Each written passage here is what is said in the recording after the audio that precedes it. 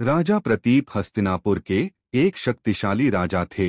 एक दिन जब वे गंगा नदी के किनारे तपस्या कर रहे थे, तब देवी गंगा उनके पास आई और उनके पास बैठ गई। गंगा ने कहा कि वे उनकी पत्नी बनना चाहती हैं। राजा प्रतीप ने कहा, मैं पहले से विवाहित हूँ, यदि तुम चाहो तो मेरे पुत्र की पत्नी बन सकती हो। गंगा ने यह स्वीकार कर लिया और वहां से चली गईं।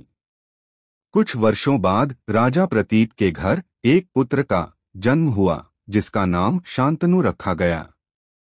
राजा शांतनु अपने पूर्व जन्म में वसु नामक एक दिव्य आत्मा थे। इस जन्म में वे एक महान राजा बने, जिनका भाग्य गंगा से जुड़ा था।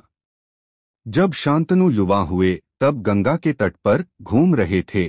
तब उन्होंने गंगा को देखा और उनसे प्रेम हो गया। उन्हें नहीं पता था कि उनके पिता राजा प्रतीप पहले ही गंगा से विवाह का वचन दे चुके थे। शांतनु ने गंगा से विवाह का प्रस्ताव रखा और गंगा ने एक शर्त रखी, आप कभी भी मेरे किसी भी कार्य में हस्तक्षेप नहीं करेंगे, न ही कोई प्रश्न पूछेंगे। राजा ने यह शर्त स्वीकार कर ली और दोनों का विवाह हो गया।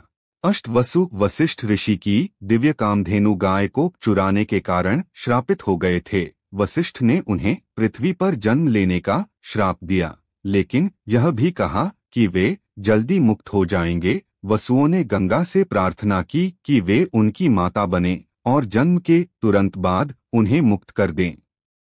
गंगा ने यह वचन स्वीकार किया।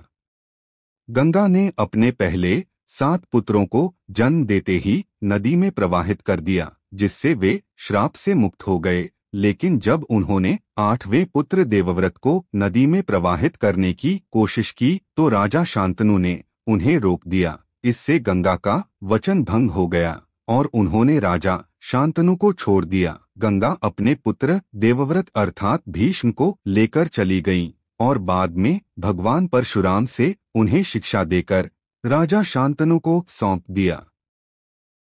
ऐसे ही दिलचस्प कथा सुनने के लिए हमारा चैनल को सब्सक्राइब, फॉलो और लाइक करना ना भूले।